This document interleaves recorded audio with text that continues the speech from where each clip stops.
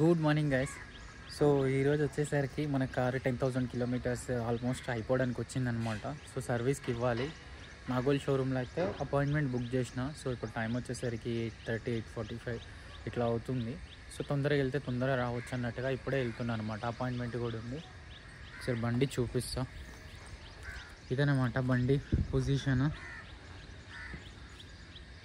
So కొంచెం నీట్గానే ఉంది, అదొకటే కొంచెం డిసప్పాయింట్మెంట్ అనమాట. కొంచెం మొత్తం బురద ఉంటే బాగుండు. సో దీంట్లో ప్రాబ్లమ్స్ వచ్చేసరికి చెక్ ఇంజిన్ లైట్ ప్రాబ్లం అయితే అసలు పోవట్లేదు, అదొకటి ఉంది. సో అది నేను యూట్యూబ్లో చూస్తే కొంతమందికి సెన్సార్స్, పార్టిక్యులేట్ మ్యాటర్ సెన్సార్ అని ఒకటి ఉంటుంది అనమాట, అండర్ బాడీలో ఉంటుంది. అది పోతుంది, అది చేంజ్ చేసుకుంటే ప్రాబ్లం సాల్వ్ అవుతుంది. కాకపోతే ఈ స్కాన్ చేసినప్పుడు చూపించట్లేదు అనమాట. అది చూపిస్తుందా లేకపోతే వీళ్ళే మన దగ్గర హైడ్ చేస్తున్నారు అనేది తెలియదు. సో ఇది మనం వీళ్ళ దగ్గరే బండి తీసుకున్నాం కాబట్టి గట్టిగా అడగొచ్చు అనమాట. సో ఇఫ్ ఇన్ కేస్ అదే ప్రాబ్లం అయితే వేయించుకోవచ్చు, అది పెద్ద మ్యాటరింగ్ కాదు. బండి ఎట్లాగో అండర్ వారంటీలోనే ఉంది కాబట్టి అదొకటి. అండ్ ఇంకొకటి ఏంటంటే, ఎప్పుడైతే మనము ఇప్పుడు సెకండ్ గేర్లో ఒక పర్టికులర్ స్పీడ్కి వెళ్ళిన తర్వాత ఒక రకమైన సౌండ్ వస్తుందన్నమాట. సో అదొకటే మీకు ఇప్పుడు నేను ఇప్పుడైతే వెళ్తూ దారిలో చూపిస్తా ఎట్లా సౌండ్ వస్తుంది అనేది, అదొకటి. అండ్ రియర్ సెకండ్ రోలో లెఫ్ట్ సైడ్ ఎవరైతే కూర్చుంటారో వాళ్ళది సీట్ బెల్ట్ అనేది ఫిక్స్ అవ్వట్లేదు, ఇదొకటి. కొన్ని చిన్న ప్రాబ్లమ్స్ అనమాట ఇవి. అండ్ ఆయిల్ చేంజ్ చేయించాలి, oil filter, air filter and AC filter change చేయించాలి. నార్త్కి వెళ్ళినాం కాబట్టి అలైన్మెంట్ చేయించాలి, వాషింగ్, ఇవన్నీ అనమాట. నాకు తెలిసి ఈరోజు అంతా టైం పడుతుంది బండి చేయడానికి. సో వెళ్తూ మాట్లాడుకుందాము అండ్ చూద్దాం. అసలుకి ఇంత పెద్ద బండి కదా, 1500 cc వెహికల్, అటు diesel vehicle. So service charge అనేది ఎంత పడుతుంది ఏంది అనేది కూడా మీకు ఒకసారి క్లారిటీ ఇస్తా. అసలు తీసుకోవచ్చా ఈ సైజ్ ఆఫ్ వెహికల్, అసలుకి ఎంత సర్వీస్ వస్తుంది అనేది. సో గైస్ చూడండి, ఇప్పుడు థర్డ్ గేర్లో ఉన్నాను.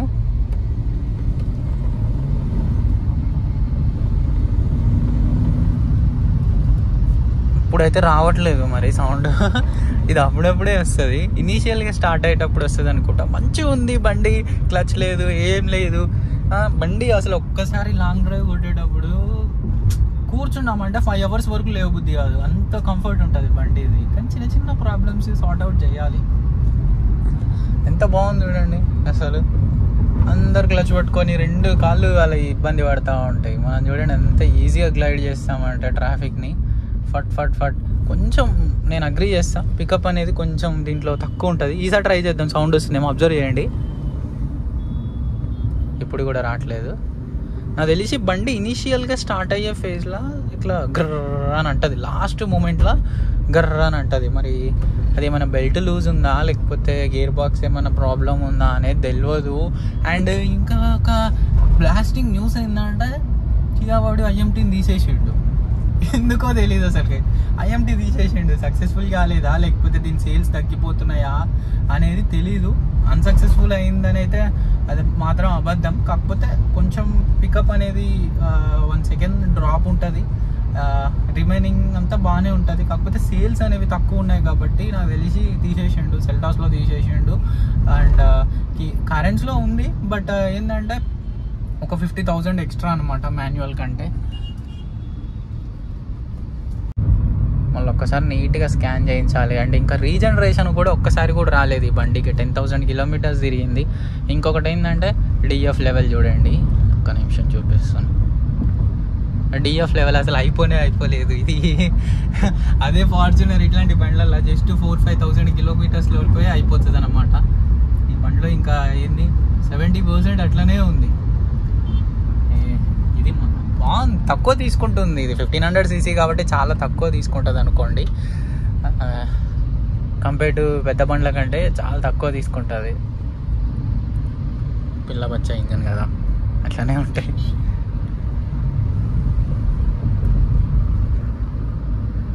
ఫట్ వెళ్ళి బండి ఇచ్చేయాలి ఫస్ట్. ఏంటంటే ఫస్ట్ కమ్ ఫస్ట్ సర్వ్, ఎంత అపాయింట్మెంట్ ఉన్నా కానీ. సో అందుకనే నేను ఇంత మార్నింగ్ వెళ్తున్నా. లేకపోతే అసలు వాళ్ళకే ఇచ్చేవాడిని. వచ్చి పికప్ కూడా ఉంటుంది కానీ ఇంకా మనం వెళ్తే ఏంటంటే దగ్గరుండి చూసుకోవచ్చు.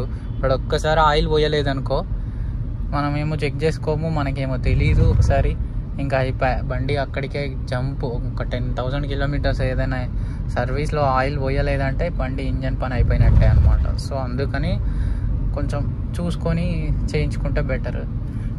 మరి ఇంజన్ ఆయిల్ అయితే జస్ట్ ఒక 2000 అట్లా ఉంటుంది. 2000 అంటే చాలా బెటర్. నేను అప్పట్లో డామినార్ మెయింటైన్ చేసినప్పుడు మీరు చెప్తే నమ్మరు కానీ ఇంజన్ ఆయిల్కే 2000 అయ్యేది. అంత కాస్ట్లీ ఉండేవి. సో వాటితో పోల్చుకుంటే ఇవి చాలా తక్కువ అసలు కారు. సో అందుకే నేను ఆ బండి అమ్మేసి కారు తీసుకున్నాను. అది కూడా ఒక మెయిన్ రీజన్ అనమాట. బండిని మెయింటైన్ చేసే డబ్బులతోటి కారే మెయింటైన్ చేసి హాయిగా ఏసీలో తిరగచ్చు కదరా అని అనిపించింది. అది ఇచ్చే మైలేజ్కి దానికి మెయింటెనెన్స్కి సరిపోతుంది. ఒక 20% ఎక్స్ట్రా అనిపిస్తుంది నాకు. సో ఇట్లా మంచిగా సిగ్నల్ దగ్గర చూడండి, బ్రేక్ పట్టిందో లేదో. ఇక్కడ బండి ఆగింది కదా, సో ఇప్పుడు ఏమైనా సౌండ్ ఇస్తుందేమో చూద్దాము. నేను సైలెంట్ ఉంటా, కొంచెం ఆన్ గోయింగ్ ట్రాఫిక్ వెళ్ళిపోని.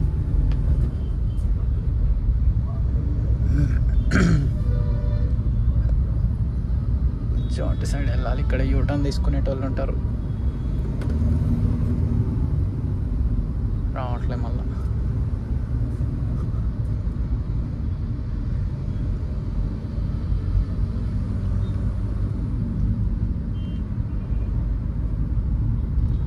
ఇప్పుడు రావట్లేదు మళ్ళా.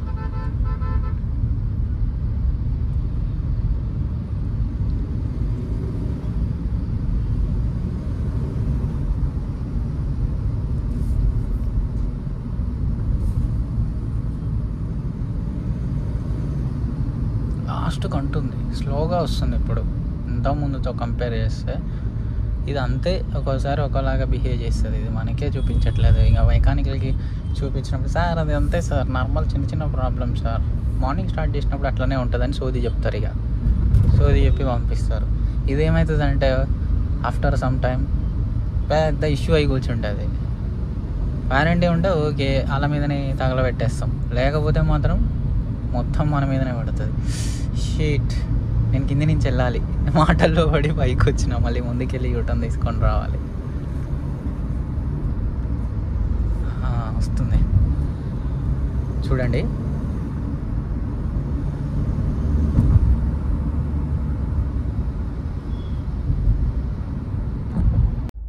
సో చూడండి, ఇంజిన్ చెక్ లైట్ కూడా అయితే తీసేసిర్రు ఫైనల్గా. నార్మల్గానే చేసిర్రు వీళ్ళు, అసలుకి ప్రాపర్గా ఏం చేస్తలేరు. యాక్చువల్గా ఇంజిన్ చెక్ లైట్ అనేది నేను యూట్యూబ్లో సెర్చ్ చేసినంత వరకు డీజిల్ వెహికల్స్కి ఎందుకు వస్తుందంటే, కింద పార్టిక్యులేట్ మ్యాటర్ సెన్సార్ అని ఒకటి ఉంటుంది అనమాట. ఆ సెన్సార్ పోయినప్పుడు అట్లా చూపిస్తుంది అనమాట. సో వీళ్ళేమో మరి స్కాన్ చేసి నార్మల్ ప్రాబ్లమే, ఫ్యూయల్ చేంజ్ అవ్వడం వల్ల అది ఇది అని సోది అయితే చెప్తున్నారు. ఫైనల్గా ఏదో ఒకటి అయితే మంచి షోరూమ్ని చూసి ఆ సెన్సార్ కూడా చేంజ్ చేయించుకోవాలి. ఆ సెన్సార్ కాస్టే 10,000 చేంజ్ ఉందన్నమాట. సో బండి వారంటీలో ఉంది కాబట్టి పెద్దగా టెన్షన్ పడాల్సిన అవసరం లేదు. అన్ని ఫ్రీ ఆఫ్ కాస్టే చేంజ్ అయిపోతుంది. ఇంకా ఇది ఒక్కటే ఇంజన్లో కొంచెం నాయిస్ వస్తుంది. అది ఇంజిన్ నుంచి వస్తుందా లేకపోతే ఇంజిన్ మౌంట్ నుంచి వస్తుందా అనేది అస్సలు అర్థం కావట్లేదు. చూద్దాము ఏముంది. బండి అయితే వారంటీలో ఉంది కాబట్టి మనం టెన్షన్ పడాల్సిన అవసరం అయితే లేదు. సో ఇప్పటి వరకు చూడండి, ఎగ్జాక్ట్గా మన బండి తిరిగింది 9,773 కిలోమీటర్స్ అనమాట. 5 months అవుతుంది. 5 months అంటే బెటర్, మరి వరస్ట్ అయితే కాదు కానీ బెటర్. మంత్లీ ఒక 2,000 కిలోమీటర్స్ అయితే వరస్ట్ కేసు తిరుగుతున్నాము. సో గైస్, మన బండి సర్వీస్ అయితే అయిపోయింది. మార్నింగ్ ఇచ్చినాం కదా, అక్కడ ఏం క్లిప్ అయితే రికార్డ్ చేయలేదు, నాకు వేరే వర్క్ ఉండే అనమాట. బండి అక్కడ పెట్టేసి వెళ్ళిపోయాను. సో వీళ్ళు ఒక మంచి థింగ్ ఏంటంటే, బండి సర్వీస్ చేయించినప్పుడు ఏదైతే ఇంజన్ ఆయిల్ చేంజ్ చేస్తున్నారో అప్పుడు నీట్గా క్లిప్ పెడుతున్నారు. వాళ్ళు సెండ్ చేసిన క్లిప్ అనేది నేను ఇక్కడ స్క్రీన్ పైన పెడతాను చూడండి.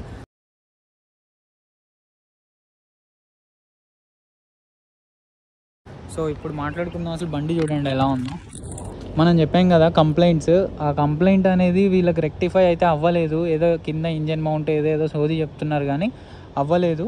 అండ్ వాళ్ళు ఏమంటున్నారంటే, ఇంకా మీరు చాలా ర్యాష్గా నడుపుతున్నారు సార్, సో అందుకే అట్లా వస్తుంది, ఐఎంటీ కదా అని ఏదో అయితే సోది చెప్పడానికి ట్రై చేసిర్రు.